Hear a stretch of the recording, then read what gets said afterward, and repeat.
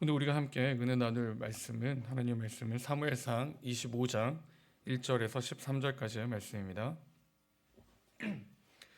제가 가진 성경 구약 성경 451쪽입니다. 사무엘상 25장 1절에서 13절까지의 말씀을 함께 봉독하겠습니다. 25장 1절입니다. 사무엘이 죽음에 온 이스라엘 무리가 모여 그를 두고 슬피 울며 라마 그의 집에서 그를 장사한지라 다윗이 일어나 바란 광야로 내려가니라.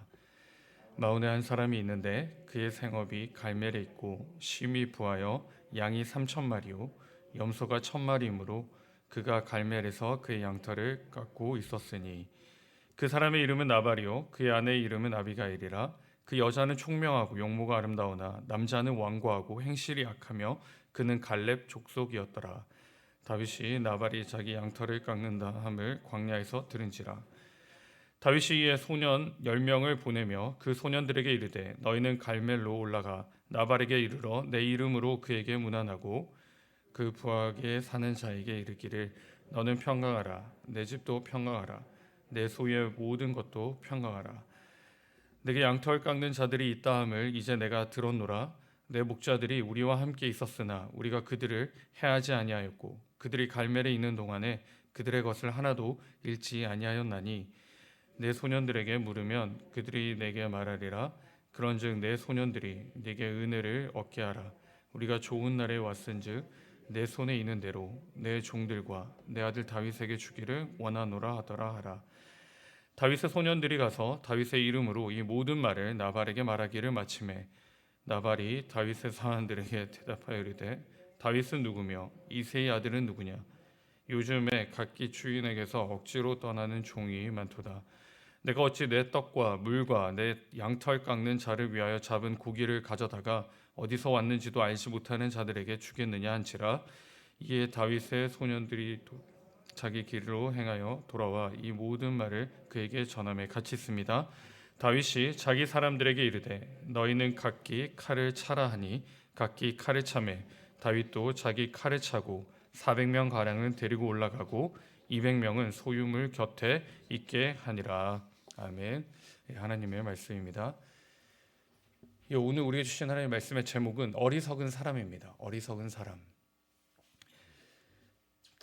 여러분, 우리는 다른 사람들에게 기억되기를 원하는데요. 여러분은 어떤 사람으로 기억되시기를 원하십니까? 모두가 현명하거나 필요한 사람으로 기억되기를 원합니다. 어느 누구도 어리석은 사람으로 기억되고 싶은 사람은 아무도 없을 것입니다. 그럼에도 많은 사람들이 어리석은 채로 살아가고 있습니다. 오늘 본문에 바로 그러한 사람이 등장하는데요. 잘 알고 계시는 나발입니다. 이 사람은 굉장히 어리석은 사람입니다. 이 사람이 왜 어리석은 사람인가? 첫 번째는 받을 줄만 아는 사람이기에 그렇습니다. 4절에 보시면 나발이 자기 양털을 깎게 됩니다. 이 광야에서 양털을 깎는다는 것은 일종의 축제입니다. 그리고 잔치를 벌이고 가난한 자를 돕는 기간입니다. 다윗이 이 소식을 듣고 10절에 보시면 10명의 소년들을 나발에게 보내게 됩니다. 그리고 먹을 것을 요청하고 있는 것이죠. 다윗의 요청이 뜬금없는 것이 아니라 그냥 지나가다가 그냥 들은 것이 아니라 다윗과 그의 소년들이 이 나발의 그 재산에 한 일이 있습니다. 7, 8절에 보시면 나발의 소유물을 지켜주었죠. 그 결과 하나도 빼앗기지 않았습니다. 없어지지 않았던 것이죠. 다윗이 이렇게 호의를 베풀었는데 그리고 그 호의를 인하여서 요청할 만한 것이죠. 먹을 것을 달라라고 요청할 수 있습니다. 그런데 이 요청에 대해 나발의 반응이 무엇입니까? 10절, 11절에 보시면 줄 수 없다라고 말합니다. 거절합니다. 다윗의 호의로 자신의 소유물을 지키고 어려움을 겪지 않았음에도 불구하고 그는 다윗의 정당한 요구를 거절합니다. 받을 줄만 아는 사람인 것이죠. 어리석은 사람입니다. 받기만 하고 나눌 줄 모르는 사람. 어떻게 보면 그게 나에게 유익인 것처럼 보이고 나에게 더하고 좋은 것으로 보입니다. 그런데 정말 그런 것일까요? 사도행전 20장 35절에 보시면 이렇게 기록합니다. 주 예수께서 친히 말씀하신 바 주는 것이 받는 것보다 복이 있다 하심을 기억해야 할지라라고 말씀합니다. 사랑하는 성도 여러분, 저와 여러분을 하나님께서 불러주셨고 자녀 삼아주셨습니다.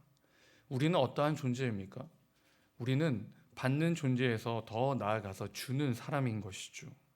우리는 주는 인생이 되어야 합니다. 우리는 하나님께 드리는 인생이죠. 우리의 인생을 드리고 우리의 전부를 드리는 사람들입니다.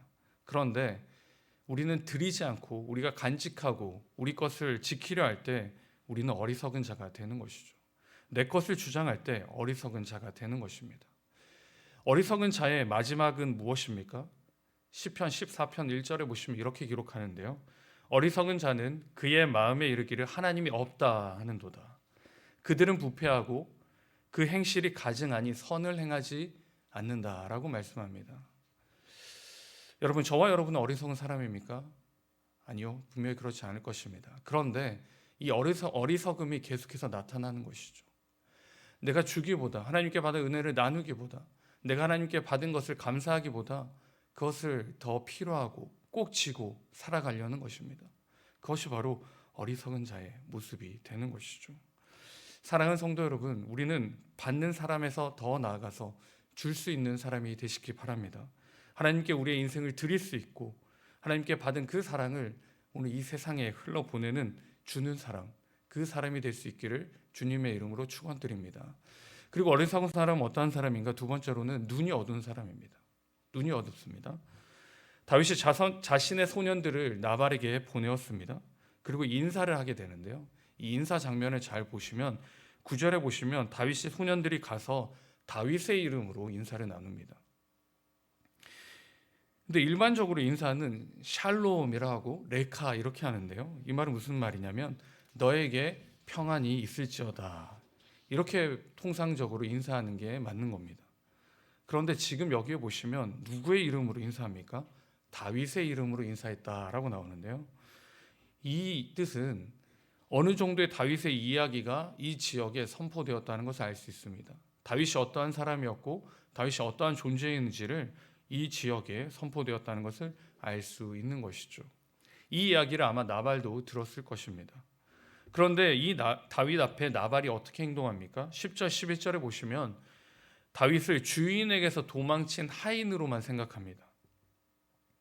나발에는 사울이 왕이고 다윗은 배신하고 도망친 종 정도로만 생각하는 것이죠. 여러분 정말 그렇습니까? 아니죠. 하나님께서 사울에게 기름을 부으셨습니다. 하지만 그의 교만과 그의 자만과 그의 욕심으로 하나님께서 그를 버리셨죠. 떠나셨습니다. 그리고 다윗에게 기름을 부으시고 왕으로 세우기로 작정하신 것이죠. 그리고 앞에 장에 보시면 사울도 다윗을 인정하고 있는 것입니다. 이 정도 소식을 분명히 나발도 들었을 것입니다. 그리고 알았을 것입니다. 그럼에도 불구하고 이 나발은 뭐죠? 다윗을 제대로 보지 못했습니다. 나발에게 대해서 여전히 사울이 왕이었고 다윗은 그냥 도망친 사람으로만 보이는 것이죠. 왜 그런 걸까요? 나발의 눈이 어두웠기 그렇습니다. 이게 어리석은 자의 모습인 것이죠. 제대로 알지 못합니다. 하나님의 사람을 보지 못합니다. 하나님을 붙들지 못하는 것이죠.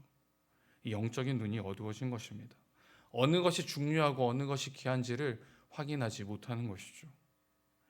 눈이 어두워짐으로, 영적인 눈이 어두워짐으로 하나님의 사람이 아닌 세상의 사람을 바라보는 것입니다. 이 눈이 어두워진 나발은 어떻습니까? 미래가 없습니다. 그리고 희망이 없는 것이죠. 여러분, 우리의 눈은 어떻습니까? 오늘도 우리는 세상에 나아갑니다. 우리의 눈은 세상을 바라보는 것이죠. 그러나 그게 전부가 되어서는 안 됩니다. 세상에 바라보고 세상의 눈으로 볼 때 우리는 어리석은 사람이 되는 것이죠. 우리는 세상에 나아가지만 하나님을 바라볼 수 있어야 합니다. 우리는 세상에 나아가지만 하나님의 크신 그 사랑을 바라봐야 하는 것이죠. 우리의 눈이 주님이 우리 앞에 계심에도 불구하고 우리가 세상을 선택하고 세상의 이치와 방법에 동의하고 따라가고 있다면 우리의 눈도 어두워져 있는 것이죠. 우리도 어리석게 살아가고 있는 것입니다. 사랑하는 성도 여러분, 우리는 어리석은 사람들입니까? 아닙니다. 적어도 이 자리에 나온 여러분은 그렇지 않는 것이죠. 그러나 우리가 잘 살펴봐야 합니다. 언제든지 이 어리석음이 우리 앞에 나타나기에 그렇습니다. 나는 정말 하나님 앞에 하나님께 받은 것들을 감사하고 살아가고 있는지, 우리는 온전히 하나님께 드리고 있는지, 그리고 하나님께 받은 것을 옆에 있는 사람들에게 나누어 주고 있는지를 확인해야 하는 것이죠. 받은 것에 감사함으로 하나님과 교제하고 있는지를 확인해야 하는 것입니다. 그리고 한 걸음 더 나가서 우리의 눈은 세상을 바라보고 있는지 아니면 하나님을 바라보고 있는지를 확인해야 하는 것이죠. 우리의 눈이 정확히 이 세상의 주관자 되시고 우리의 주인 되신 하나님 앞에 맞추어져 있어야 하는 것입니다. 사랑하는 성도 여러분, 하나님은 우리를 지혜로운 자로 불러주셨습니다.